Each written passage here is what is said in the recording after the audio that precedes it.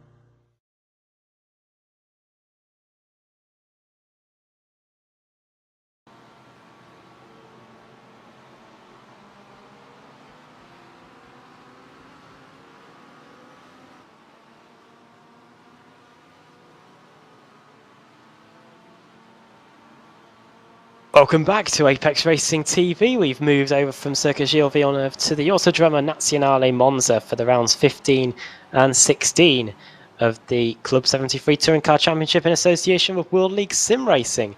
Joining me once again, as I'm back in the commentary box this time, is Alex Simpson and Sam Fitzpatrick. Sam, I'll come to you first. Last week we were at Okayama, Japan, tight and twisty, but now I've come to the flat-out straights of Monza, where we're going to be in for what is going to be another brilliant sprint and feature race. Yeah, you can't really get two more contrasting circuits really. Yeah, Okayama, we found overtaking was at a premium. It was very difficult to overtake. Quite a rarity really this season, but around here, slipstream going to be very effective and going to be long train of cars, lots of racing, and yeah, it should be very, very entertaining, I think. Alex Simpson, iRacing World Championship driver for a few more weeks. Alex, when you've been racing the... Technically, I'm not now. So the series was over on the week on yesterday, and I'm not in there. So I've got a World Championship license still through the BLANCPAIN, but not the Grand Prix series anymore. Well, I don't know what we're going to say now, but Monza, driving the McLaren round here. What was it like round there? Was it loads of slipstream trains, or did it get split apart pretty quickly? To be honest, the slipstream around here, it's just in that car generally is pretty rubbish.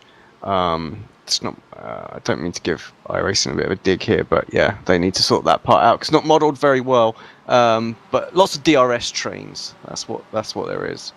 So yeah. Probably we're going to be getting in the Kia then, I reckon. Yeah, I think we will get. We will see that kind of race, I think, tonight in all three classes. I mean, the Jetta, obviously, it does get quite a bit of lap time through the slipstream, but it's still difficult to get moves done, especially at the top level when the drivers aren't making many mistakes and maximising exit speeds and things like that. So, I can see lots of battles and packs not being able to break away. So, it should be good. Oh, well, I've just had a look, and you may have wondered where the Yorkshire element of our commentary team has gone, and that's because Andrew Woodhouse, the former manager of the Monza football team on Football Manager, is racing tonight in the Mustangs, and I just saw him in his qualifying run. He was having a bit of a spin at the Della Roggia. We may hear from him. He's currently lying fourth in class.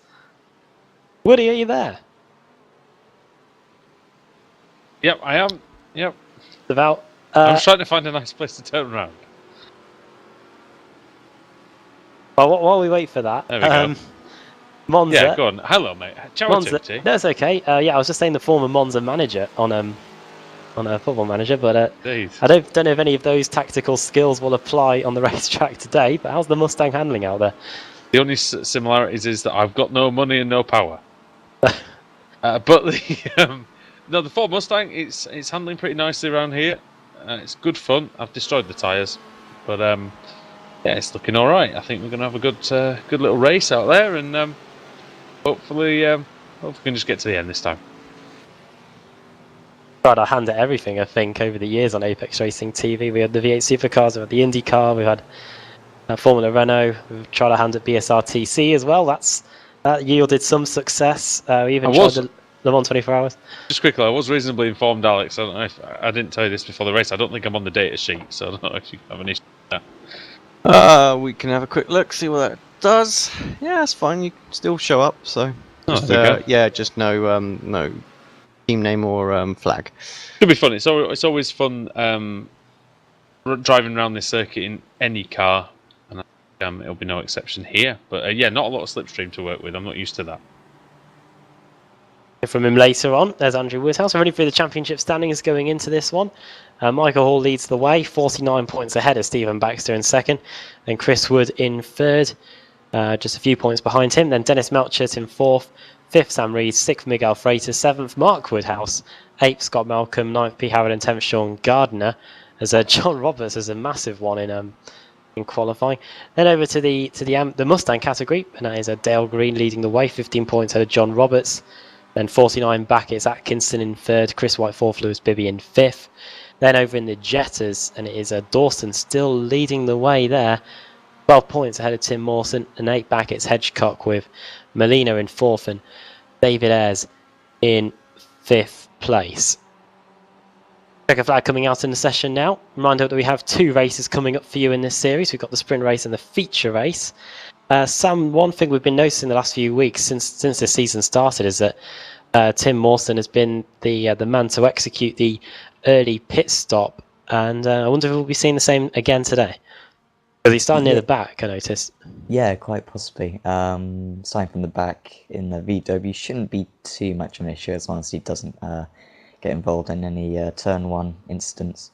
And you may need to clear the couple of cars ahead of him quite quickly, but yeah, he's very good on the strategy. Is Tim Mawson. Him and Ryan Walker in the cheese and wine cars have been very good in terms of strategy this season, and I'm sure today won't be any different. But for the sprint race, of course, no pit stop, just for the feature race later on.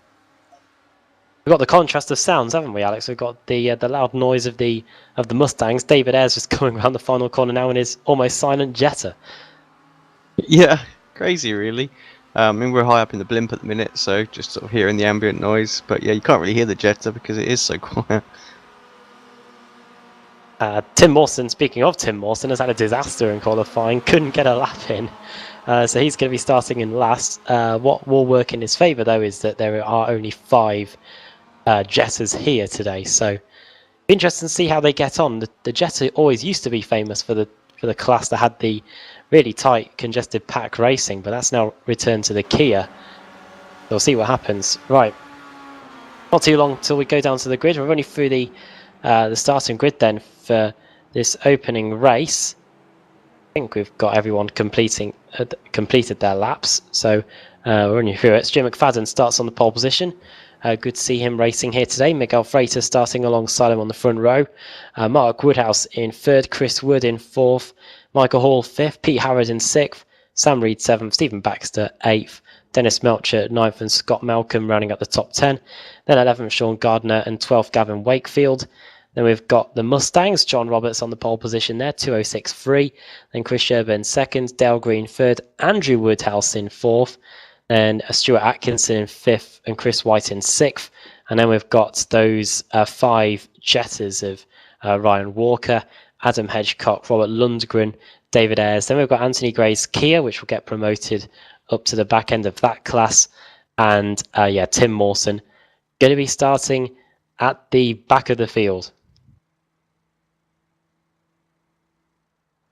I'm always surprised, Alex, how we haven't been given any entertainments on the banking in any of these series?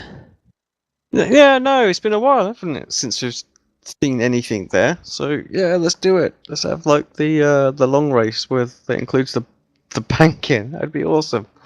Imagine if that got put in, if it got put in the BSRTC showdown. I think Oh, that come would on, just let's have it. That'd be amazing. Guys, let's do it. oh, there we Well, go. they don't like chicanes, so maybe they'll like a giant, great big oval. I don't know. Don't even know how the Kia handles on that oval, but that is Andrew Woodhouse again, starting 4th on the grid for this one. Wishing the best of luck. There would certainly be people in the trees, though. I have to say. Yeah, guaranteed. People landing off the banking onto the actual track, probably. Yes. Um, Have a good one, boys. yeah, best of luck. We'll keep an eye out on Andrew Woodhouse. Yeah, starting 4th on the grid. Stuart McFadden. Sam, he's not a regular in the series, but he has proven it in other series that we have, like the BSRTC and the Old World series, that he is pretty quick in the Kia. Yeah, We'll have to- definitely. Yeah, on pole position, we're about to get the green Yeah. lights though. Here we go then. It is race 15. Green lights on and we're away. McFadden gets a great start, moves over straight away to stop Miguel Freitas from making any attempt. But look at this. This is the Team Mad car, Mark Woodhouse, bringing a whole load of cars with him on the outside. And that's the green car of Pete Harrod getting involved as well, car 87. Chris Wood as we get on the brakes into the first chicane of Retofilio. It's Freitas in second, nearly gets hit by his teammate Mark Woodhouse as we go through the first chicane. Baxter and Michael Hall likewise going wheel to wheel. Problems for John Roberts and Chris Sherburn. It's been a problem in the Mustangs. The leader in the Mustangs, Alex, is Andrew Woodhouse.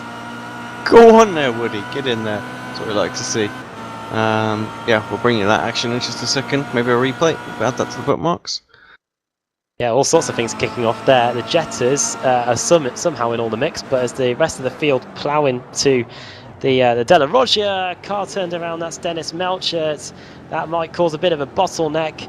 Melcher gets going again, has to go over the bumps, and another car off. That is Stuart Atkinson into the wall. He was second place in the Mustangs. I think all the Mustangs, Alex, apart from Andrew Woodhouse, have crashed. I think you might be right, actually, looking at the replay. Woody seemed to go right around the outside of all the mayhem that was there. He did get a little bit of a clout as well, but seems to be okay. So, Woohoo! yeah. So, yeah, just to Dale tell you, Green- Woody, you are 5 seconds ahead of the next Mustang, so well done. Walker with a good start. Mawson behind him. Hedgecock right there. Missing a few Jetta drivers tonight, aren't we? Yeah, you got the 5. I know there was a new series starting up on the other side today, which had a few familiar names in that. So I don't know what that's where they are. Maybe they were watching the England game, but that's just finished, I think. So maybe they're Yeah. Northern Ireland fans. Well, yeah. Well, there's a lot of other teams playing as well, isn't there? So yeah, maybe. I'll have to say sorry to Stuart McFadden on what's happened today, but yeah, back to the racing. And Sam, that old phrase that you always see on iRacing before you start: to finish first you must finish. And you can definitely lose a race on the opening lap, and it looks like that's what's happened. As here come the Kias into the first chicane. It's getting pretty tight there. Yeah, Stuart McFadden may just hang on to the lead here. Looks like he has against Miguel Freitas, and now actually Mark Woodhouse going for the overtake on the inside of Curva Grande. And he should be able to Yeah, back to the slot racing in position. He may even have a go at the lead here going down to the second chicane, but I think he's just going to hold back. There's no real rush at the moment. They're getting very close behind, side by side. I'm not sure who that is in the background. I think that's Stephen Baxter just hanging on against Michael Hall in that second chicane as we go through the Lesmos now, but yeah, very close racing from these Kias as we always expect. Sam Reed's crashed, Alex. He's towed back to the pits. Don't know what's happened to him. We might have to look up. And it looks like he just he's just pulled off the track. So something's gone wrong for Sam Reed, and yeah, he's decided to go for an early bath here. Yeah, that's a shame for Sam. Yeah, not quite sure, but yeah, close all through the field, and like I say, I think Scott Malcolm lost a few seconds on Michael Hall, and so he's got a train behind him. But I expect this front pack of Kias just to stay glued together throughout the race. Similar racing at Interlagos. Kia loves the quick tracks. Seeing it already here in the early going. Coming around to complete the second lap. Cars that have been in the pits. Stuart Atkinson has been there in his Mustang to get a new car. Same for Chris White. John Roberts is slowly working his way up through the field. He's at 9 seconds behind current class leader Andrew Woodhouse. But here comes Stuart McFadden over the line. Probably not supposed to do that over the white line there. No, it gets frowned upon, but it's still not helped him at all, because here comes Mark Woodhouse to the outside going into the Rettifilio. McFadden really good on the brakes, stopping Mark Woodhouse from getting involved, and that's all kicking off there. And Miguel Freitas has somehow got second place, and the big loser there, Sam, is Chris Wood. Chris Wood, I think he may have gone for the inside, tried to get involved, and just a bit of contact. He got a little bit of damage. It's not really going to make too much of a difference to the Kia, but just Stuart McFadden just pulling away a little bit. If he can break that, we've got side by side as well. It's in the back both. McFadden can pull away, that could be game over potentially. Wait and see. Yeah, the gap 1.3 seconds. We were almost on the verge of having Woodhouse's leading both, or two of the three classes, Wood High or something, as they go through the second Lesmo. Alex, has Stuart McFadden got the possibility of leaving these guys for dead, even though that they're all in the pack? I think he needs sort of 1.8, maybe 2 seconds just to completely break the draft and let them carry on battling each other. As it is right now, Woodhouse, I feel, will be able to close that gap back up again. Just depends how much Freitas starts sticking his nose in here, there and everywhere. That's the start of the race, currently being held by Dennis Melcher. Then again, he isn't involved in any of this mess here in the second group. Michael Hall having a little look to the inside of Stephen Baxter as we go into the final corner to complete lap 3. We've got 9 minutes to go. It's a 15-minute sprint race, which I just mentioned. It's timed races in the Club 73 Touring Car Championship. 15-minute sprint race, 30-minute feature race with a mandatory pit stop thrown in there. We'll see some slipstream again here. A lap ago, it looked like the Stuart McFadden was going to lose the lead at this moment, and McFadden goes and puts in the fastest lap of the race, 56.7. Mark Woodhouse and Freitas probably should work together if they want to get close again. Gap 1.1 seconds, so Alex was right. Even though the gap is just over a second, they are allowing themselves to close in as Woodhouse and Freitas collide, going through the Rettifilio. Here comes Baxter and Harrod. I think that's Baxter through Sam, and that is now he's going to try and pressure the Team Mad car of Freitas. Yeah, Baxter's not going to hold back. He's going to go to the outside of the chicane. We've seen, I think we've seen a couple of times actually drivers go around the outside, but that's not going to happen this time. And in fact, actually, Mark Woodhouse just pulled away a little bit from Miguel Freitas due to that little contact that they had at the first chicane. But yeah, now up to, wow, it's up to 1.9 seconds now between the top two. So Alex was saying how he needs about 1.8 seconds McFadden to put this to really break away, and he's got that gap now. Wheels to wheel between Tim Mawson and Adam Hedgecock. That's the second and third in the Jettas. Mawson started at the back in the class. He's now managed to get into second position. So Mawson, second place in the championship. No Dawson here this race meeting, so we'll be able to gain some points on his championship rival. And an update in the Mustangs as well. Andrew Woodhouse continues to lead. John Roberts has finally got himself into second place. However, Alex, he was 2 seconds a lap quicker than Woody on that last lap. We've got 7 minutes to go. Don't know how many laps that is, and the gap's 6 seconds. So it's going to be cut and dry to decide whether who's going to win this Mustang battle. Yeah, I don't think it's going to be that straightforward for John to close that down. Carry on hitting your marks, Mr. Woodhouse, and make those guys, push to the limit. I think it's going to be an interesting race on that final lap. Fastest lap goes to Chris Wood in the Kias as this battle continues to rage on. McFadden, gaps come back down to 1.3, but here comes Harrod up the inside. Here comes Chris Wood out of nowhere up the inside of Michael Hall, trying to move around the outside. A bit more smoke getting kicked up in front. And again, these Team Mad guys really holding back everyone. John Roberts has disappeared off my timing screen. He's dropped down to 4th place. John Roberts has got heavy damage on the front of his VW Jetta, and that's because Sam, I should say, on the exit of the Variante Ascari, he's gone head on into the tyre barrier. Yeah, it's very easy to lose the rear end of that Mustang, and John Roberts, I think he's made that like pretty much like every Mustang driver a couple of times this season. Easy to do, got a bit too much curb and into the wall. Has he come to the pit? Yeah, he is now coming into the pits. He gets a faster pair, but he's just going to be trailing around at the back now. As I think we've got the cheese and wine cars side by side on the pit straight. Yeah, Tim Mawson versus Ryan Walker, duking it out for the lead, the two cheese and wine cars. We'll see who is the car that's going to come out on top. 46 is Tim Mawson, car 97 is Ryan Walker. Mawson is on the inside for the Rettifilio, and there he goes. Mawson last to first in the space of 5 laps, a position a lap for the cheese and wine driver, and he's back to the lead. Mustang gap now, due to John Roberts' demise, is now 5 seconds. Chris Sherburn did lap about 1.5 seconds quicker than Andrew Woodhouse, but with 5 minutes to go, it still looks like the Yorkshireman's on his way. But yeah, close battle in the Jettas as we can return to the action in the Kias. Just seeing a replay of the overtake that Mawson did there, so just missed that on the stream. But yeah, back to the Kia action. It's very close.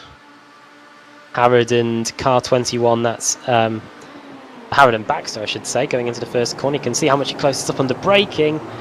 Maybe that's because he's overshot the mark, Pete Harrod, and Baxter now trying to get involved, and he has. And now Michael Hall could join the party and make this a little bit more interesting. We've got 3 wide as we go through Curva Grande. Hall slots back into the slipstream, cuts behind the Fanatec car of Stephen Baxter. Well, that's because I've got the wrong paints on.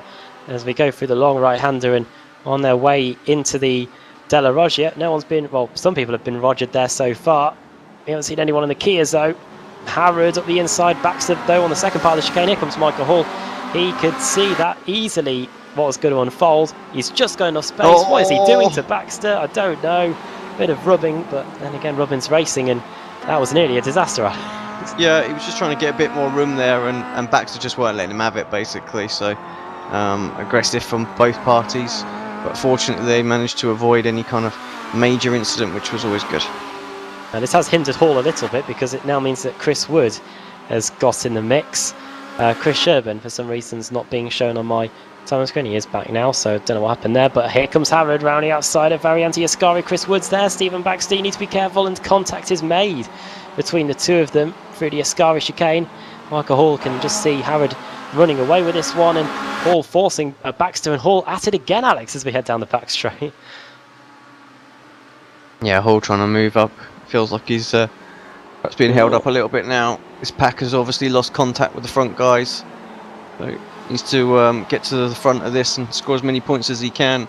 Woodhouse now, really, he's just got Freitas to deal with behind, so he needs to really try and knuckle down and see if he can catch up Stewart. Otherwise, Stewart's going to get this one.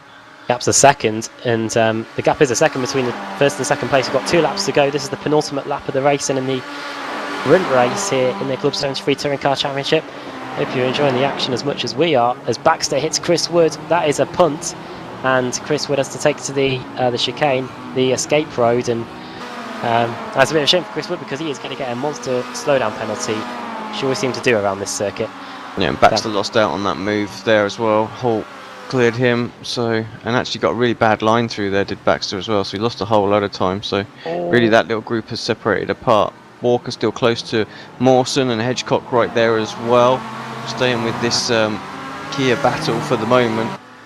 This is for second place. Freitas having a little look on Woodhouse, trying to use the traffic. Can't get anything done at this point. And McFadden up to 2 seconds with that traffic as well. So actually, yes. I think he's got it now. Been a disaster for the traffic for Mark Woodhouse. He had got the gap down to a second, but now it's up to 2. With 1.5 laps to go. You're going to have to say it's going to be very difficult for him. For Mark Woodhouse to get anywhere near Stuart McFadden. So it looks like it's going to be a duel between the 2 Team Mad cars for this one. Going into Ascari, Freitas around the outside of Woodhouse. And that is a perfectly executed move, Sam, in the battle for second. Yeah, superb move, but that's not going to be it. There's certainly going to be a way back, I think, for Mark Woodhouse. It's just when he decides to make the move, and he's going to go for it straight away. On the outside of the parabolic, might just slot back into position, try to get the slipstream. No, he's trying to go right round the outside Or they've made Oof. contact, and they very nearly, that could have easily ended up in in the gravel. And Pete Had's not too far behind. They got a little bit careful with the traffic as well, but yeah, Vetas now just behind Woodhouse. Will he go for it? Going into the first chicane, he's having a look, and he's just going to pull back into position. But one more, but this is the last lap now, isn't it? So he's got to make a move soon. Jetta's still all together. Well, the top three are anyway. Tim Mawson heading home, Ryan Walker and Adam Hedgecock for the time being as they go into the Della Roggia. Walker having a little look under braking. Adam Hedgecock waiting to gain any positions as Mawson goes very deep into the second part of the chicane. The Jetta getting onto two wheels, trying to get the best possible time as Freitas and Woodhouse again strap over this second position as they are coming up to lap this lot now, Alex. And if Stuart McFadden can't get by them in a orderly way, this could allow the two-team Madcars to possibly get him with a late shower this one. Yeah, I don't think they're going to come into play, are they? Really? It looks like he'll catch him up just as they're approaching. Not they're doing this either. Yeah, they're too wide. Yeah, the Ascari, and then he'll take him coming out of there, no problem. So be easy move for him. Oh goodness me! Here comes Pete Harrow to get in the mix and maybe ruin Freitas and Woodhouse's day. Oh, Take that, and maybe more. It's going to be this four fighting for the second position, I think, because Stuart McFadden's now opened the gap to 4.3 seconds in the space of this lap. McFadden disposing of the three leaders in the Jettas. This is going to be the final lap for the Jettas then, as McFadden's lapped them. They've only got one more corner to go, and Ryan Walker knows that. He has a little look at the inside. It's going to be a drag race to the line between the two Jettas, but meanwhile Stuart McFadden, he hasn't got to worry about anybody, has led every single lap, and he comes around to take the checker flag and win the opening race of the day in the Club 73 Touring Car Championship. Who's going to win the Jettas though? It is wheel to wheel. It's going to be Tim Mawson that takes the win there. Second for Ryan Walker, third for Adam Hedgecock, second for Freitas, third for Woodhouse in the Kias. And Andrew Woodhouse has got about a 2/3 of a lap to go, Alex. Chris Sherburn was not much quicker, only 0.8 of a second. Woody, you've just got to keep it on the island and you can take a Mustang win. yeah, weathered the storm from Roberts. Roberts made the mistake, didn't he, a couple of laps ago? Give him the extra bit of space, but yeah, just doing his thing out there right now. So Sherburn, like you say, lapping a little bit quicker, but not enough to close this down in the final laps. What a race this has been. Andrew Woodhouse was commentating with us in the 2.4 hours of Montreal earlier. Got in the Mustang, barely got a lap in the practice session. Started fourth in the race. Benefited from the crashing, and it's making it look pretty straightforward out there in the Mustang category. We'll see what happens in race 2 and once we've got the feature race, but he's just got the back straight to go. Andrew Woodhouse is on his way to his first win in the Club 73 Touring Car Championship. Won a few races in the formerly named Club Series. Won at Laguna Seca, won at Brands Hatch Indy. And now he's going to do it at the Cathedral of Speed at Monza through the final corner. Andrew Woodhouse takes the win in the Mustangs. And you can see he is delighted as he gets that flag. Second's going to be Chris Sherburn. Third to round out the podium is going to be in the Core Motorsports car, Dale Green, the Canadian, coming home to take that final spot on the podium. And we'll hear from Andrew Woodhouse in a moment. But Alex, as always, Monza never fails to disappoint in all three classes. No, good race all throughout there, and perfect timing with the Kias coming through on the Jettas on the final lap as well. I think I don't know if Walker mistimed that, because he certainly looked like he had an opportunity to get back past Tim. But unfortunately, it became all a bit urgent, didn't it, when McFadden got past them going into the Parabolica. We're only through the finishing order then from the first race of the day. Stuart McFadden takes the win, second Miguel Freitas, third for Mark Woodhouse, Michael Hall finishing in fourth with Pete Harrod in fifth. Chris Wood got hit into the first corner and he had to take the escape road. That's why he dropped two positions to sixth in the end. Then it's car 888 and car 88. Baxter in seventh, and then Dennis Melchett in 8th. 9th was Scott Malcolm, 10th Sean Gardner, and then 11th Gavin Wakefield. Then winner in the Mustangs, Andrew Woodhouse, 2nd Chris Sherburn, 3rd Dale Green. Then we've got the Jettas, which were very close to the line, Tim Mawson and Ryan Walker. And then Adam Hedgecock in third. John Roberts, he was trying to catch Andrew Woodhouse, but lost it on the exit at the Variante Ascari, smashed into the tyre wall, got a fast repair, but was only able to finish 18th overall, 4th in class. Robert Lundgren then next up in his Jetta, along with David Ayres, and then Stuart Atkinson, who crashed, I believe. Sam Reed, problems for him. Chris White, problems for him as well, and Anthony Gray didn't take the start. Well then, Alex, it's your old buddy Andrew Woodhouse. He's won the Mustangs. Yeah, congrats, Willie. Great drive, but bet he didn't think that when he joined the session. He was like, "Oh, what should I drive?" The first thing he said was like, "Oh, I shouldn't have drove this car." And then, of course, gets himself a nice victory.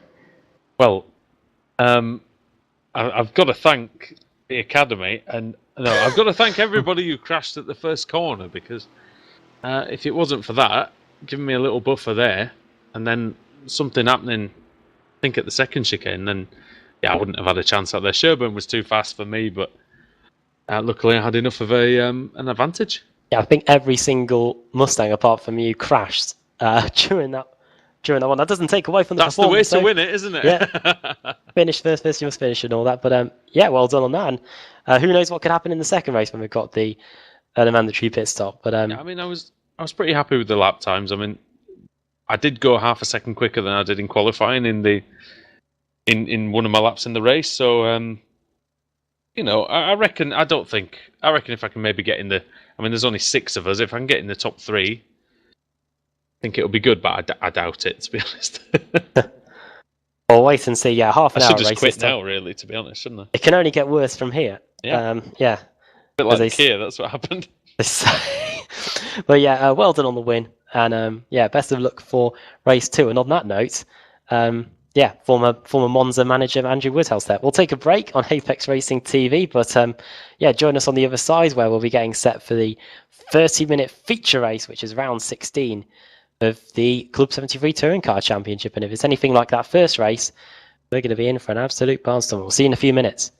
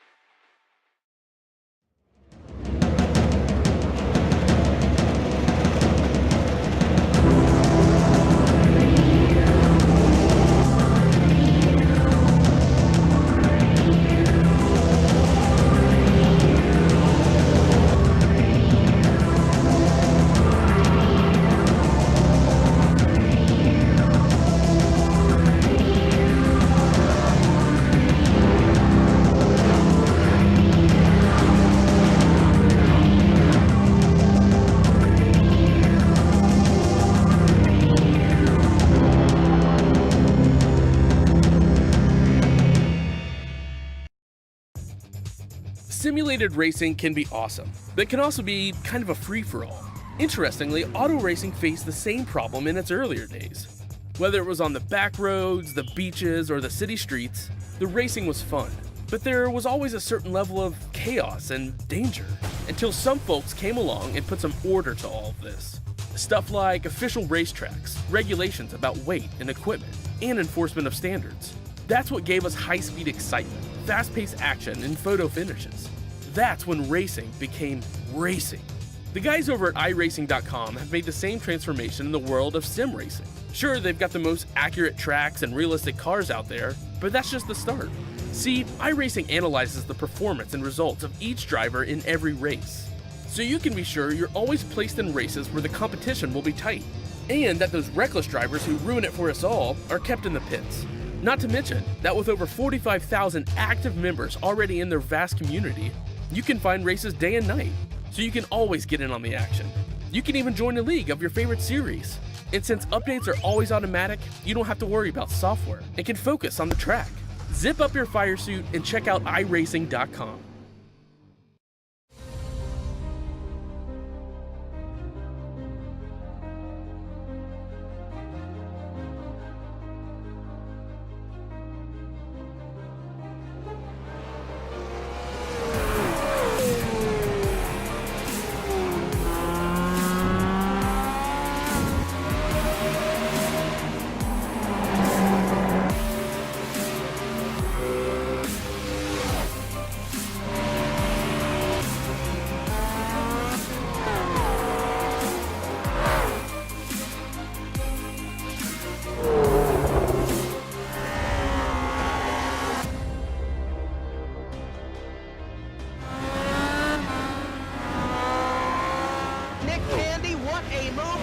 in the outside contact made. 56 slides it into 4. Who's going to be at the stripe?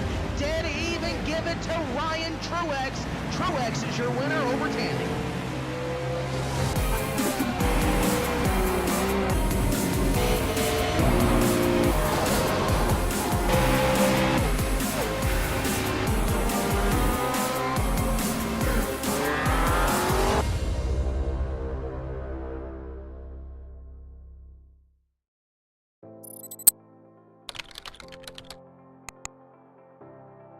iRacing.com is a sim racing game that combines a true-to-life racing experience with an online community of virtual racers from all over the globe.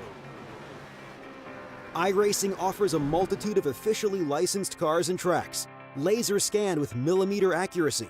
Their car models and mechanical systems are based on real-world physics and engineered in cooperation with manufacturers and race teams. iRacing's web-based interface allows members to compare stats and test drive any combination of car and track instantly. Their skill license system ranges from rookie to pro, ensuring members are always pitted against those with similar skill sets. Members are able to sign up for a weekly race series, compete in time trials, host a private race with friends, and participate in racing leagues created and run by the community. With over 60,000 members, iRacing works in partnership with renowned motorsport organizations like SRO Motorsports Group to deliver virtual races based on the real-life BLANCPAIN GT series. iRacing's BLANCPAIN Endurance series features team racing, giving members the ability to build a team and participate in races ranging from 3 hours to 24 hours. Additional partners include NASCAR, IMSA, V8 Supercars, IndyCar, allowing members to race in their very own 24 hours of Spa, Bathurst 1000, Daytona 500, and many more. iRacing.com, delivering the most authentic racing experience short of getting into a real race car.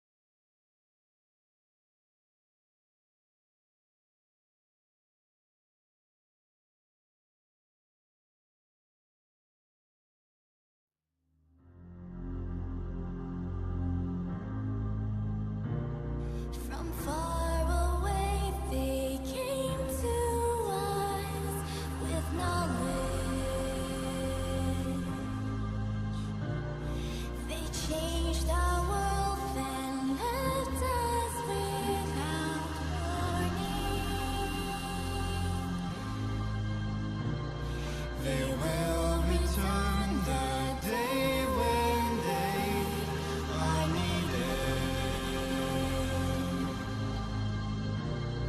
Our gaze is shifted upwards to the sky.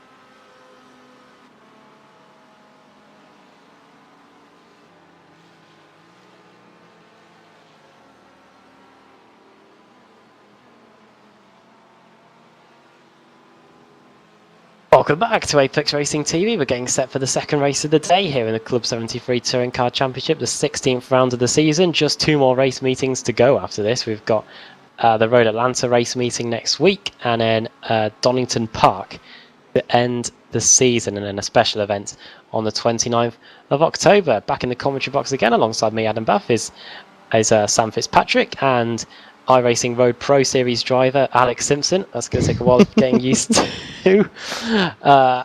Doesn't take away from all your achievements, of course. Yeah, Alex, first race was good, but the second race now we've got the mandatory pit stop to factor in, and I think the drivers just need to make sure they get through this first corner because there's a lot more to fight for in this feature race. Yeah, I think so, and I think this will be one of the circuits where we see the drivers come in quite quickly in like the Jettas and that, because they won't get lapped straight away,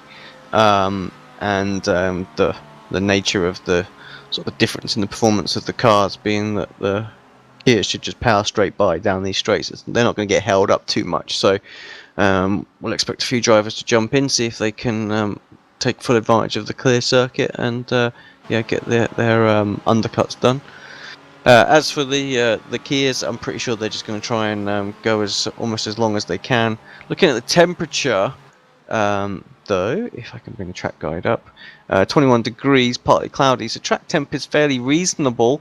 So tyres are going to go off a little bit, so we might see a few people try the undercut. It almost worked for was it Miguel last week where he did it? So we'll have to wait and see what they do on there. So there could be some different strategies thrown into the mix. Sam, racing in the IMSA series, do you always find that you pit early on, or do you wait until the fuel's literally empty before you make a pit stop? Usually wait until it's empty. It's a little bit easier to calculate how much fuel you need when you've got kind of like a set amount of laps you need to complete. Also, really, if you're you don't want to be running around middle of the race with a full tank of fuel, especially around here. If you got an extra few gallons of fuel in the car, then you're going to start losing a lot of time down these straights, even if you do have fresh tires. So I think it's probably going to be best for these guys to just stay out as long as they can, and then pit near the end. Although I'm sure there'll be maybe the cheese and wine cars, for example, could work together and pit early on and work together to undercut the rest of the cars. It almost become like a super speedway race where drivers are pissing together at the same time because they want a slipstreaming friend. We're running through the field. Gavin Wakefield on the pole, Bodice second, Gardner third, Howard fourth, Malcolm fifth, sixth Woodhouse, seventh Freitas, eighth Sam Reed, ninth Melchers, and 10th Chris Wood. That is Woodhouse with an M. Stephen Baxter 11th, 12th Michael Hall, 13th Stuart McFadden. And that is all we've got time to run you through, because here come the lights. We're getting set for the mandatory pit stop race, the feature race in the Club73 Touring Car Championship. We're underway. Fantastic start by Tristan Bodice. He is surely going to get the lead away from Gavin Wakefield when we go into the Rettifidio. I think he even may be clear already as he leaves everyone else to scramble for the positions behind him. Drivers trying to fan out and find as much space as they can as we get on the brakes into the first corner. Good stuff from Sam Reed, up 2 positions. Pete Harrod as well, up 2 positions as well. He's got past Gavin Wakefield as we go into the first corner. Slowdown for Tristan Bodice. No, Tristan. That is going to be an absolutely huge slowdown penalty, Alex. Yeah, you don't want to do that on the first lap. Hopefully everybody will see him and get out of the way. That's always the fear when that happens on the opening lap. Going to hit you. But it seems okay. Yeah, it's number 1 rule, isn't it? You don't get those slowdowns on that one. Them to the Mustangs, Sam. They've been a bit more behaved this time, but it is still John Roberts versus Chris Sherburn going into the second chicane. Oh, that's going to be a slowdown, surely. Yeah, definitely for John Roberts. Oh, and a bit of contact behind. That was... Yeah, he was actually just behind. They've lost a few positions. Andrew Woodhouse. Yep. Oh, Roberts just going back his slowdown now. He's going to lose 2, 3... even a position to a BW, so John Roberts has lost major time there. On the first lap it costs you a lot more because the sim thinks that your average lap time is much slower than it actually is, so he's going to lose a massive amount of time in the second lap. Pete Harrod's already escaped to a 1.5 second lead. He inherited the lead after the massive slowdown penalty for Tristan Bodice. He already got past Gavin Wakefield by the time we got to the Rettifidio, and he looks like he's away with this one already. 1.6 seconds as in the background. Mark Woodhouse is under pressure, or he's putting the pressure, he's applying the pressure on Sean Gardner in the battle for 5th and 6th as they come through the final corner. The Parabolica to complete the opening lap of the race. Sam Reed is also in the mix there as well. Watch out for Chris Wood. He's closing in on Michael Hall, Alex, as we come across the line to complete the opening lap. Yeah, let's just have a look. That's definitely the closest battle out there. 10th of a second. A couple of drivers just sort of going a bit defensive with the slipstream. Hall, Wood, side by side. Check it up into that. Someone's over. Who is that? Someone got literally catapulted over. Sam Reed and Sean Gardner.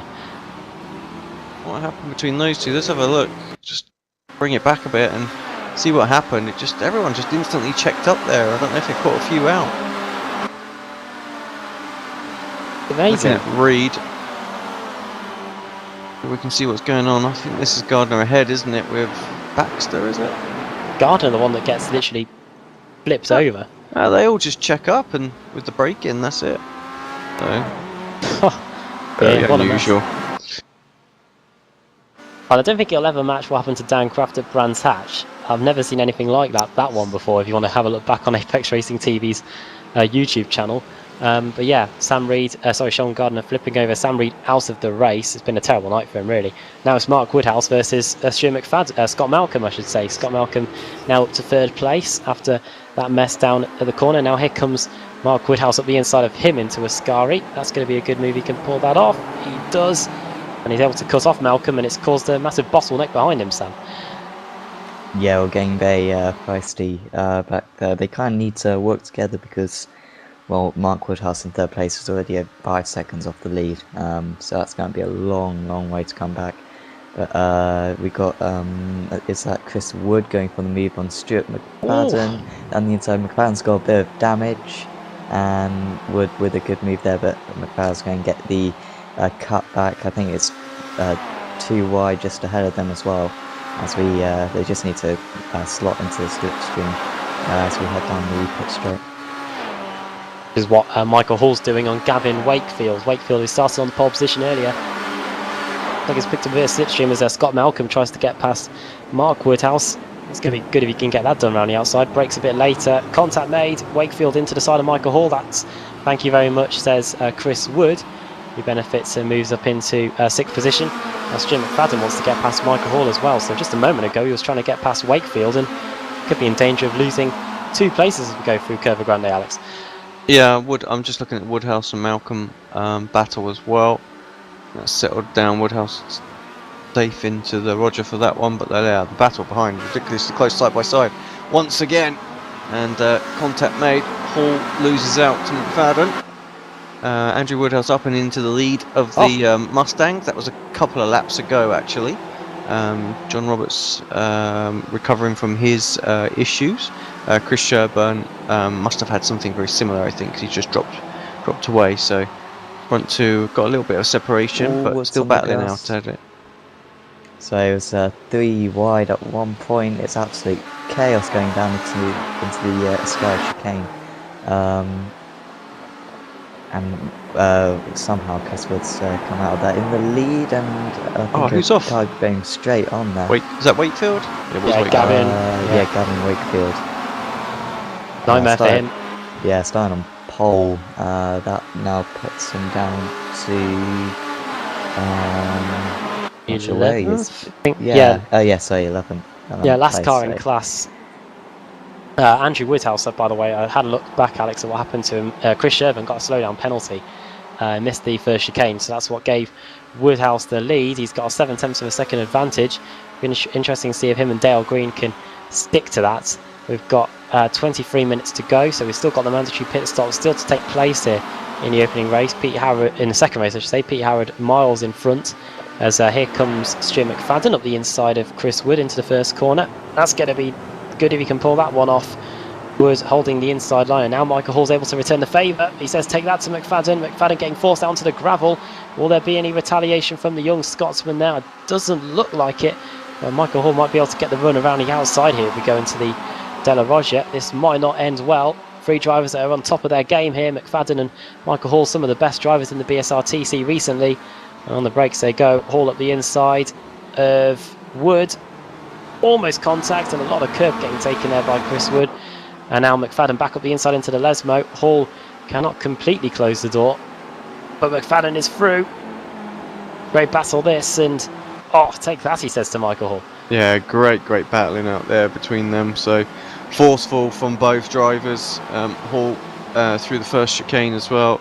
Saw exactly where McFadden was and thought, get on the power earlier. We could just about sort of nerf him out of the way a little bit so that I get the better run, and he did exactly that.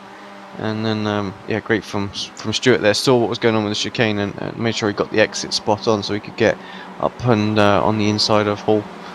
But aggressive but fair from both drivers. I think the keys have settled down enough now so that we can take a look at the other classes. Andrew Woodhouse leads Dale Green by half a second. The Canadian in second place, Woodhouse leading the way as they go through the Lesmo. Second time today that Woodhouse is leading after winning the sprint race. We'll have also another look at the Jettas, where again it's spread out a little bit. Ryan Walker, a nice advantage over Tim Mawson of about 1.4 seconds, a healthy cushion for him, and then Lundgren a bit behind him. Yeah, 4.2 seconds back from Tim, isn't he? So lapping a couple of seconds a lap slower as well. So he's going to struggle to just sort of maintain this gap at this point. So yeah, Tim and Ryan are away. They're literally fighting each other at the moment. Adam Hedgecock, it's worth pointing out, has pitted, so we have to keep an eye on him. 23.4 second stop for Hedgecock, so he just needs to make sure he doesn't get held up too much now by the Kias, which are approaching fast. Yeah, Kia's just going through Curva Grande now, and the Jettas are, or the lead Jettas are just going into Parabolica, but yeah, Hedgecock just going through the first of the Lesmos, and Harrod's just lapped him, so we'll see what happens when the big group gets to them. This big group being headed by Scott Malcolm, and then it's Chris Wood after that, and then McFadden, Hall, and Tristan Bodice with Melchert, and then Stephen Baxter all the way down in 10th. Gavin Wakefield a bit of a few seconds now away from the rest of that as Lundgren comes into the pits. But Sam, it's a wheel to wheel between Scott Malcolm and car 87. That is Chris Wood. Yes, Chris Wood around the outside, and he just about holds it through the Sky chicane, but of course he's going to be very vulnerable now down to the parabolica. But Stuart McFadden looking very interested as well behind Scott Malcolm. Of course, great first race from Stuart, and he's certainly got one of the fastest cars out there today, so he really wants to show that he's been good with his racecraft. So wouldn't be surprised if he gets past these couple of drivers. Two Scotsmen, McFadden and Malcolm, fighting it out with the best in the Club 73 Touring Car Championship. You can see there that is Adam Hedgecock that they are lapping in the Jetta. Michael Hall, Alex, starting to pit early on. Probably not a bad call because he did have the pace, but he was right in the thick of the action. Yeah, sorry about that. Muted again. Yeah, he just couldn't get out of it, could he? So make any progress. So probably a good call, I think, to come in, see if he can get to the front of that pack that way, and then maybe spend the rest of the lap race just sort of hunting down Freitas and Harrod. It's all going to depend how well the tyres last, but it'll definitely get a little bit of a jump pitting now. It's whether they will last the rest of the race. Now we got a four-way battle in the Mustangs. They've all closed in on each other, it seems. Andy Woodhouse still leading, but John Roberts actually very close. He got a really good run off Parabolica, and he could have a go down into turn one, but Angie taking the middle line, just covering that inside. Very late on the brakes there from John Roberts, and he makes the apex. So yeah, very good move there from John Roberts, but sure. Andrew can just get back into the tow and keep up with them. John Roberts has had issues in both of the races today. Race 1, he had that crash, had to make a fast repair, and that put him out of contention of winning the opening race. Race 2, picked up a slowdown penalty very early on, and now he's only just recovered and has regained the lead. It'll be interesting to see how long it takes for Dale Green and Chris Sherburn, if they want to get by Andrew Woodhouse, or if they can get by. I wonder if they might buy their time to the pit stops, as Woody has a small slide there on the exit of the Della Roggia, but still currently running in second place and not too far behind John Roberts. With pit stops looming. We've completed 12 minutes of action here in the second race of the day. We have still got a bit of time to go here, just over half of the race still to run. Dennis Melcher also coming into the pits in the Kias. He's had enough of running in the pack. He's going to come in, mandatory tyre change and fuel in the Kia, and then he'll be on his way as well. Yeah, all but Tim Morse and Ryan Walker have been into the pits now for the Jettas. So let's see, that class is starting to get it all done and out of the way.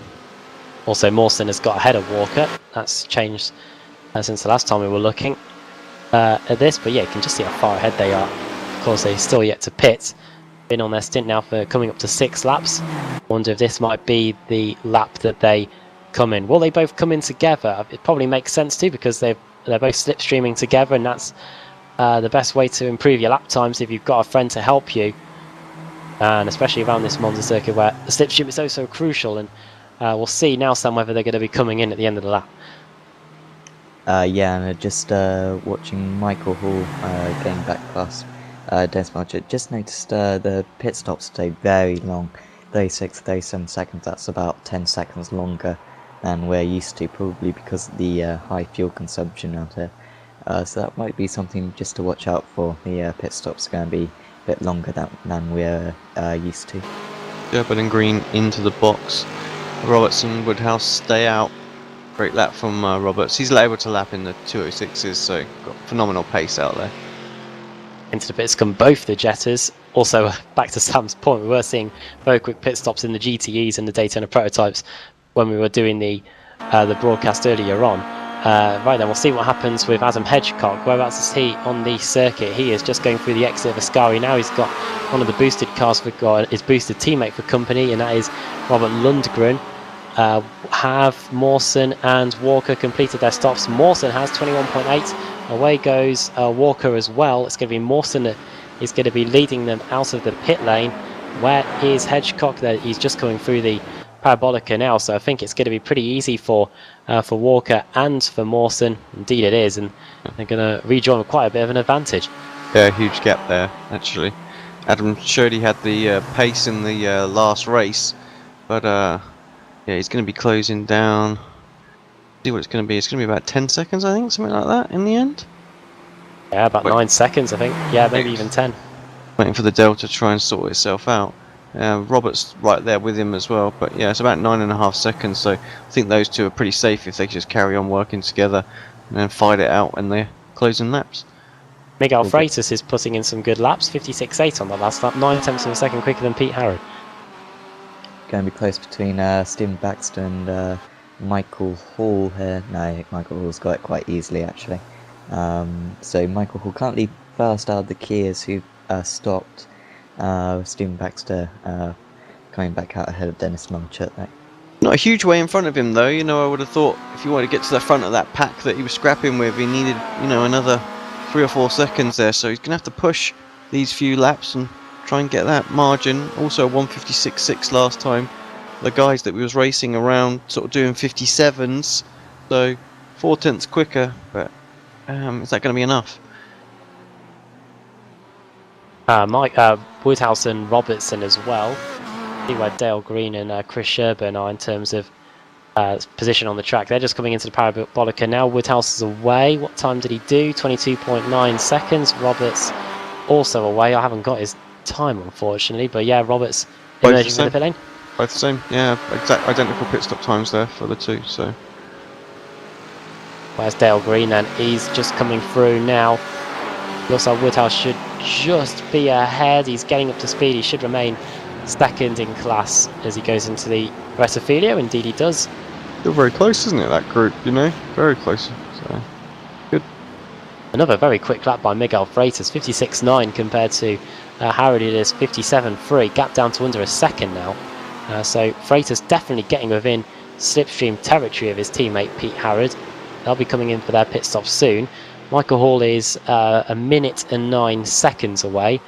The average pit lane time is about 1 minute.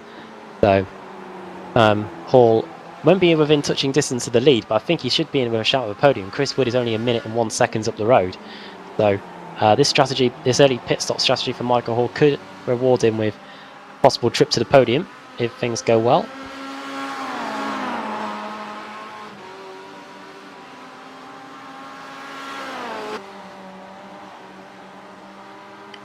Ryan Walker's just dropped off a little bit off Tim Mawson's now up to 3 seconds between the two choosing one cars. So not sure what happened to Walker there, but he lost about 2.3 seconds on that last lap, so struggled to catch back up. Mawson seems to have had the slight advantage in the first race, so going to be difficult for Walker to catch back up now. Looks like yeah, the gap is some saying 2.9 seconds, nearly 3 seconds. As into the pits comes Miguel Freitas. He's been putting in the good laps, close up to the back of Pete Harrod. Now he's into the pit lane. Alex, they are both teammates. Pete Harrod and Miguel Freitas. I wonder if if Harrod was providing him with a bit of slipstream so that Freitas could emerge after his pit stops in a healthy second place. Possibly. I would think actually more likely they're just both going at it full steam at the minute. There we go. Also in is Woodhouse and McFadden, Malcolm and Wakefield also into the pits. We've got 1, 2, 3, 4, 5 Kias all in. You'll see how many positions Michael Hall is going to gain out of this. He's just on his way to the Parabolica now. Sam, this is going to be interesting to see how many positions he can gain as he's just coming into the final corner. Sorry guys, to cut in there, Sherburn just got Green with a move into turn 1 as well, so slipstreamed all the way down the main straight and then just late on the brakes. Dale very considerate, to be fair. We could have squeezed in a little bit on Chris into the braking zone, but didn't. And yeah, so Chris is up and through, and next car on his list is going to be Andrew. Okay, thank you very much for that. And yeah, Michael Hall, Sam, is gaining those positions now. Yeah, he's going to come up just behind Mark Woodhouse, side by side. Woodhouse gives him room, and he could still have a go down into this, going through Curva Grande, so past the cheese and wine car. Yeah, Michael Hall now needs to make sure that he holds this position, but he's going to have older tyres now, so he may struggle for pace for the rest of the race now. Mark Woodhouse just staying behind for now, but he's a bit deep there.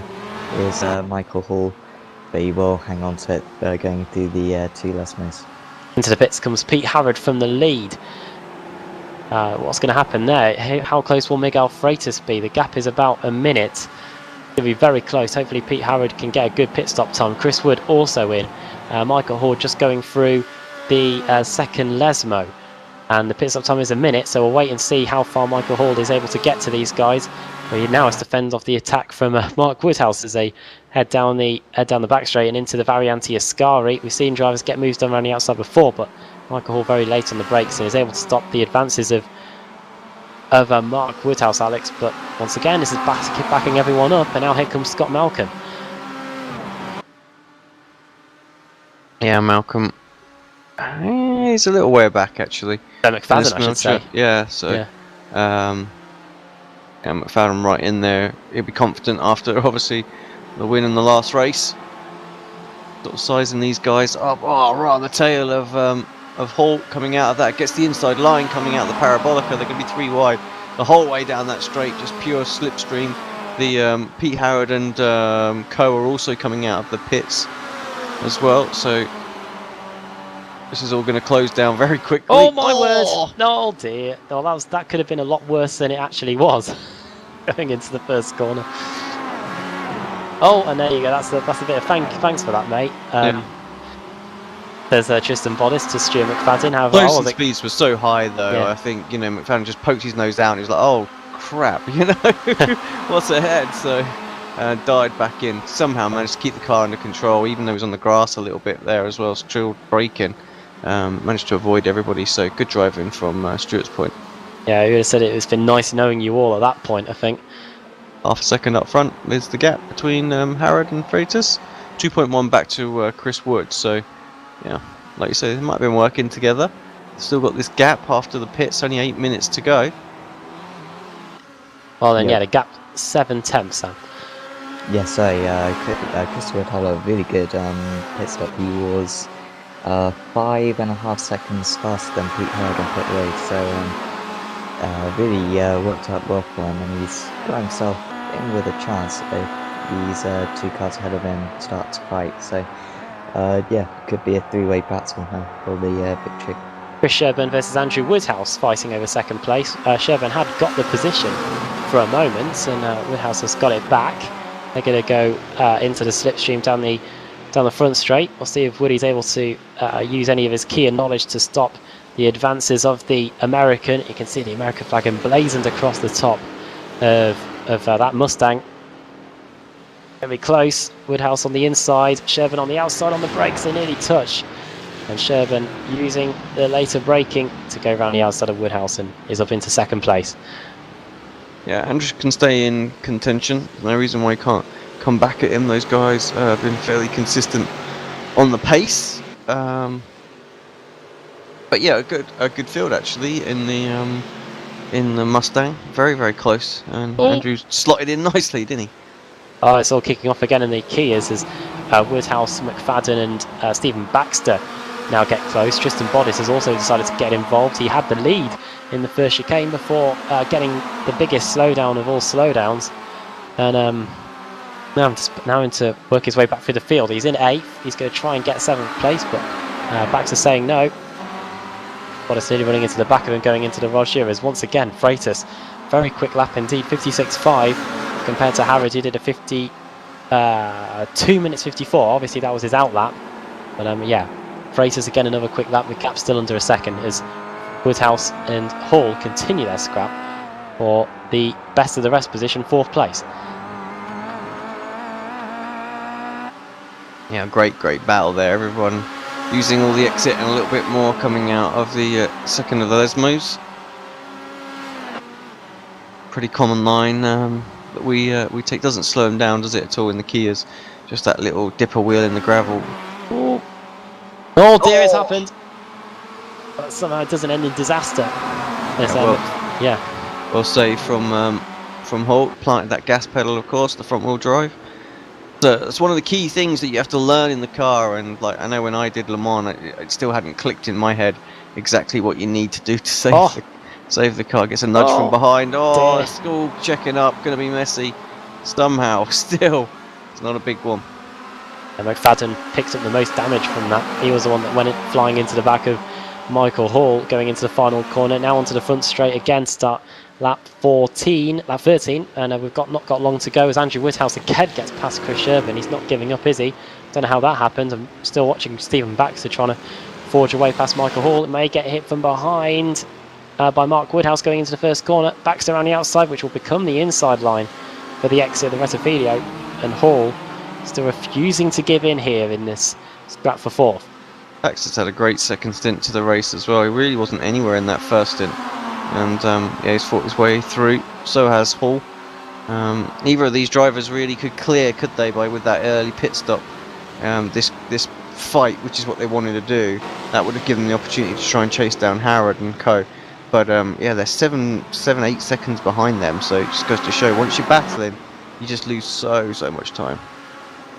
Watch out for Stuart McFadden. He's pretty easy to spot now with the damage to the front end of his Kia. Everyone pretty respectful here so far in the second race. I wonder if things might boil over inside the final few laps as Hall and Woodhouse again rub door panels on the exit. McFadden thinks about making it free wide, but then gets on the brakes just in time before Tristan Bodice arrives on the scene. Now we could have a bit of bump drafting on our hands. McFadden trying to make it free wide, but it just won't work. And now we've got a 2x2 Sam going into the Ascari chicane.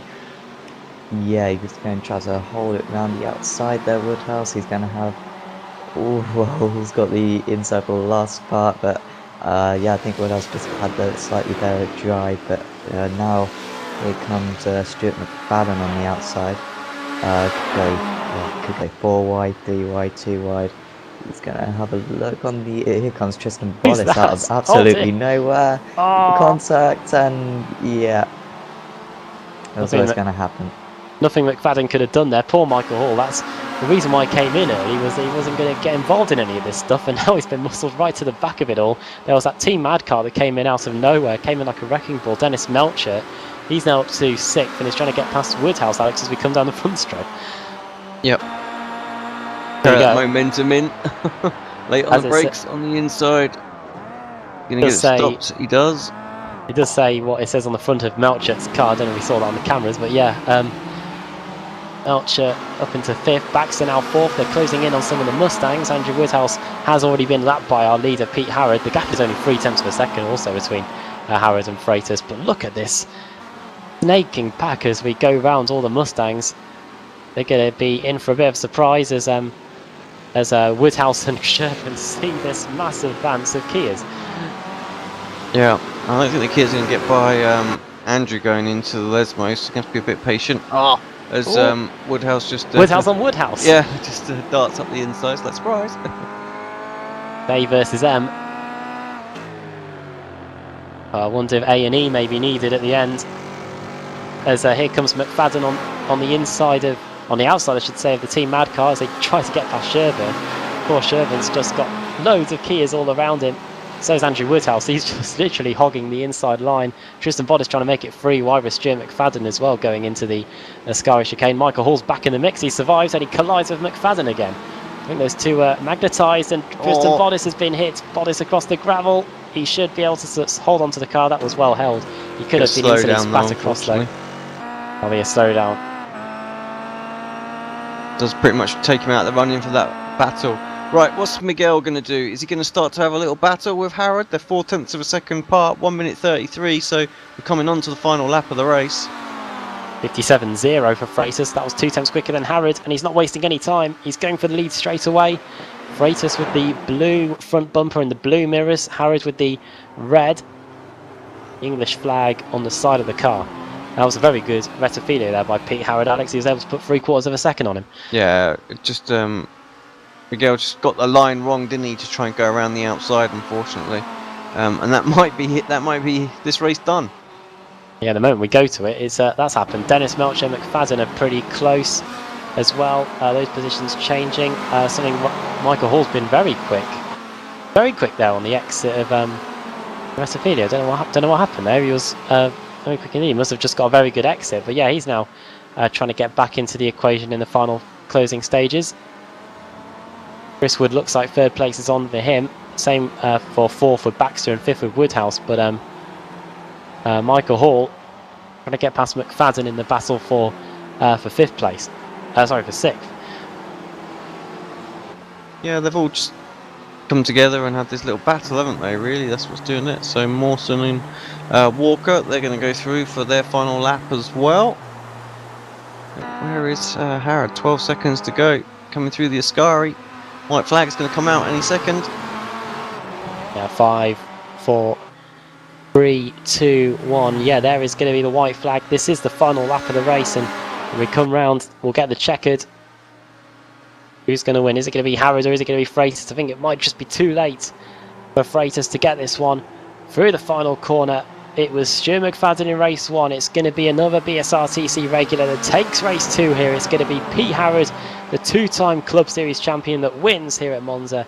Second for Freitas and third completing the podium Chris Wood. But Michael Hall versus McFadden, it's still on. It's happening. It's going to be shades of Davis and Thompson here. But it's going to be Michael Hall that gets past McFadden in the final corner, and he's going to come home and finish in 6th. Woodhouse 5th, and Stuart McFadden should just hold off Dennis Melcher for 7th. Here comes Roberts as well. John Roberts wins the Mustangs as into the pits comes Tristan Bodis. Must have been a meatball flag for him or something of the sort. Andrew Woodhouse is going to get 2nd place. He holds back Chris Sherbin, a 1st and a 2nd. That's pretty good. Yeah. And we're just waiting now for the Jettas. But so I thought we cut to Tim there for a moment, and I thought, oh, he's going very slow. Tell me that's not a fuel problem, but they are just that slow. Yeah, that's what I was thinking. Well, 145 k's they're hitting here. Yeah, he's definitely off the pace there. Did they get through? I thought they got through. David Ayres saying, did anyone else not get the white flag? But have they finished the race already? I don't know. Adam Hedgecock's through into 2nd place. The race is still on. Yeah, Adam Hedgecock through into 2nd. They haven't finished. I don't know what they're doing. Well, Adam Hedgecock is up to 2nd place. It looks like he's still got the fuel in it. Where's Tim Mawson? He's cruising down the back straight here. Hedgecock is doing speeds of almost 40 to 50 k's quicker. Yeah, I don't know if they haven't finished. I swear they went through on the white flag. Yeah, so, well, it's going to be close. Yeah, I think Tim's realised he's put his foot down a bit. So. This is shades of Monza in the World Touring Car Championship from a few years ago. Ryan Walker down to 4th. It's going to be pretty close. Mawson should surely get it. No, he's not. Gonna. He's coming in. Oh no, it is going to be Adam Hedgecock that somehow pulls it off.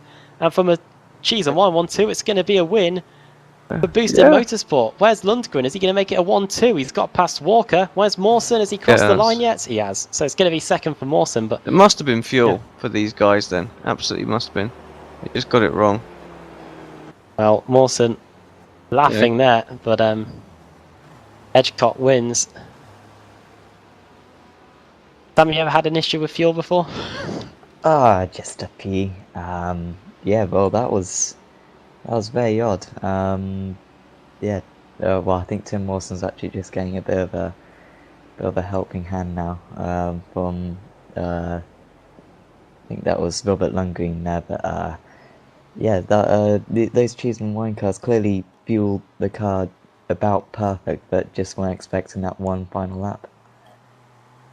Joined by Stuart McFadden. Stuart, congratulations on the first race. Thank you very much. Looked very comfortable out there. The second race, well, that was a lot more exciting for you. Oh, well, I wouldn't really call it exciting.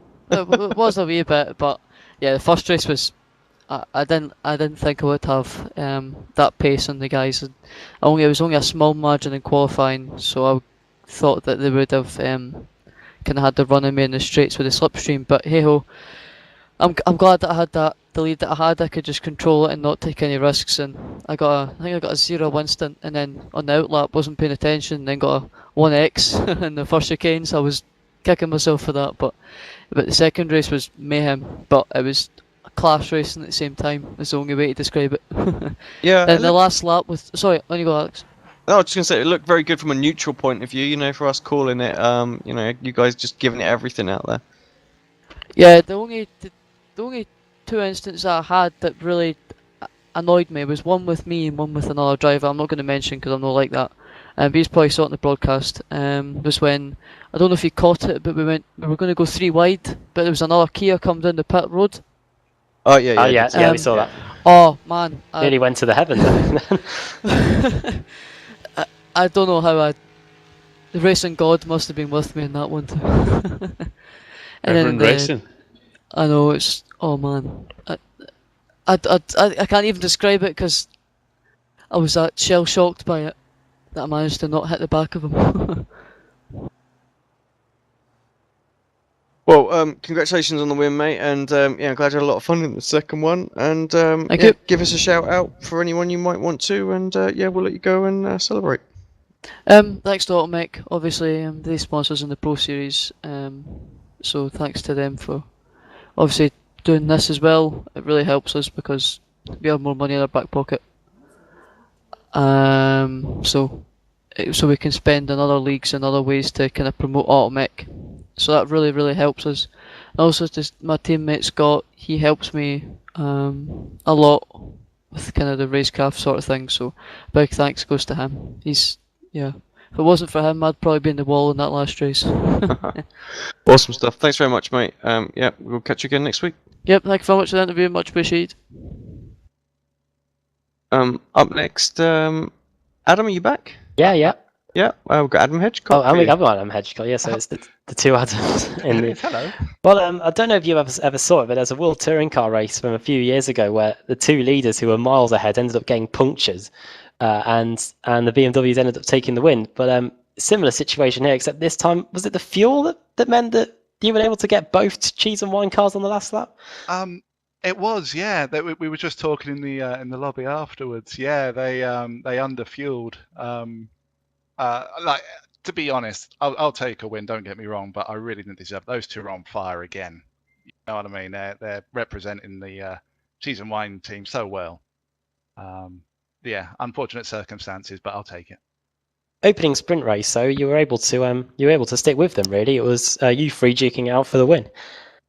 It was. I'll tell you what. It was a real good battle because yeah, every time I got close, they would do the little tactical drafting. You know, put me one side of the track and then draft each other. So yeah, it was a lot of fun. Second race, unfortunately, David at the beginning of the race was defending so well, I just couldn't get past him and lost touch with them. And yeah, shame really, because yeah, first race was a lot of fun. Two race meetings to go. Road Atlanta next week. Jetta around there, that's going to be pretty tough. It's yeah, going up into turn 2 and 3, that little chicane at top of the hill, that's pretty awkward because the Jetta doesn't change direction quickly. So yeah, that's a tricky bit. And then the last chicane, when you start going up the hill under the bridge, a diesel doesn't like going up hills. So we're damned all the way around, really. But it should be fun. Very well, well done on the win. Unexpected win in the Jettas. Before we let you go, do you want to send a quick shout out to anybody?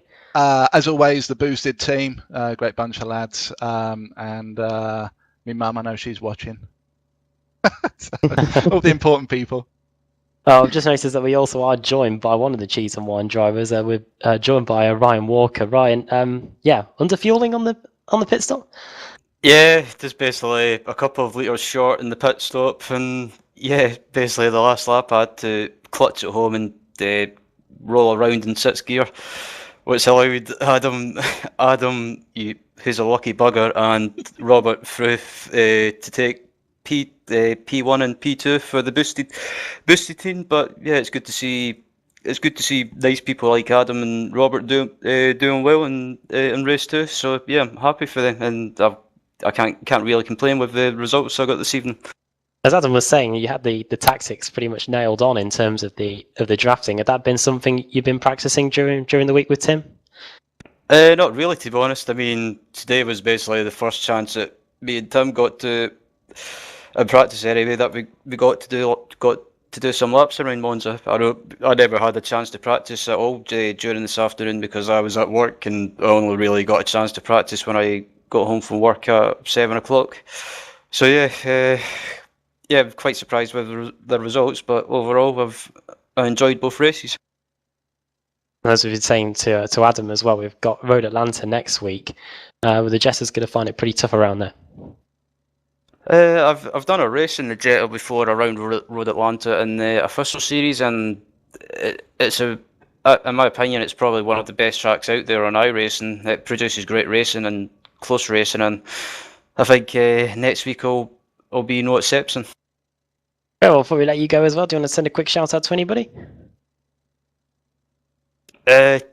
Team Cheese and Wine for the cheese and the wine, and yeah, it's all I've got to say really. Very well, well done to both of you. Ryan, well done on the opening race in the Jettas, and Adam, well done on that dramatic race 2 win. Thanks very much. There we go. Those two, and finally, Alex, we've got Scott Malcolm. Yeah, hi Scott. Thought I'd drag you in as you took the time to come in and say hi, mate. Hi guys. Yeah, just tell us a little bit about your meeting tonight. Well, just dawdling away at the back. I just can't get these pit stops nailed. I came into the back. I followed Stuart at the pits at the same time. Both put the same amount of fuel in, and he got out. We both got out at the same time, but then there was cars coming past, and I lost about 2 or 3 spots because of that. But what I did notice was they were battling away, and I'm just slowly getting closer and closer to them. But then again, it was like 1 or 2 laps too short again. Yeah, I mean obviously the draft is so key around here. You can be a little bit slower and keep up just very, very easily with the draft. And yeah, with the guys battling, you're able to reel them back in as well. So, I mean, do you have to have a different mindset out there for somewhere like Monza? When you're racing, because it's just so close and you can't afford to lose that draft. I don't know. I feel a bit more relaxed on these kind of tracks. You've got these big long straights, so you can just relax a wee bit, and concentrating your breathing and all that. And if it's like a wee windy track, like somewhere like Summit Point, you're like on the edge all the time, and you've got to be concentrating so hard. But this track, you've got time to relax. You've got time to just how do I put it? Think things out. How am I going to get past them the next time? I'll be able to do this a wee bit better and stuff like that. Well, I'm gonna cut this pretty short, mate. To be fair, because we're ready to knock off for the night. We've been on air for nearly 6 hours or so. Yeah, 6 hours or so. Is it past our bedtime now? Yeah. So anyone you want to give a shout out that Stuart hasn't done already? I'm pretty sure he's mentioned Not Kill and Optima and all that, and obviously you guys for putting on such great podcasts week in, week out, and having to put up with us coming in and trying to speak to you, and maybe you get some subtitles put up for the times when me and Stuart comes in, because I don't think half of the folk understand what we're saying. But aye, and just the rest of the drivers out there for putting on such a good show. Awesome stuff. Right, thanks very much, mate. Have a good weekend. Rest of the weekend, or the hour and a half that's left. And we'll catch you next week. Aye, no bother. Catch you later, guys. Technically, we still have one more person to do. Yeah, 1 and 2, Mr. Woodhouse. Yeah, I can't actually believe that. That was really good fun. Yeah, you and Chris Shevin were pretty close.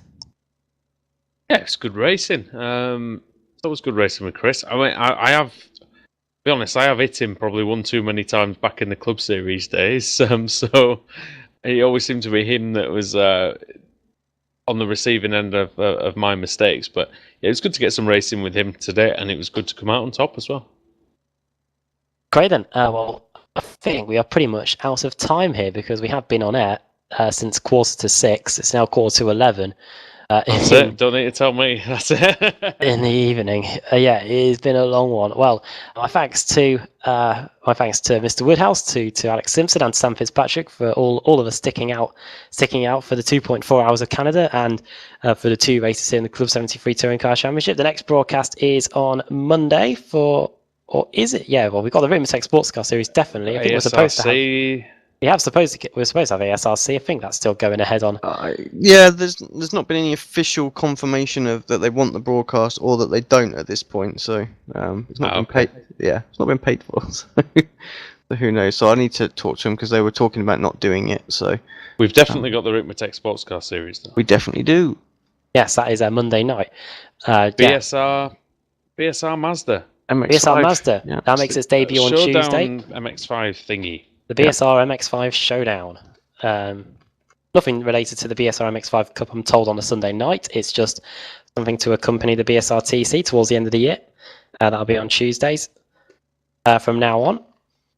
And the BSR TC Showdown begins Thursday at 8 p.m. So a pretty interesting week. A lot of stuff for you to keep an eye on Apex Racing TV. As always, drop us a like and a subscribe and turn on those post notifications so you can watch our content before anyone else does.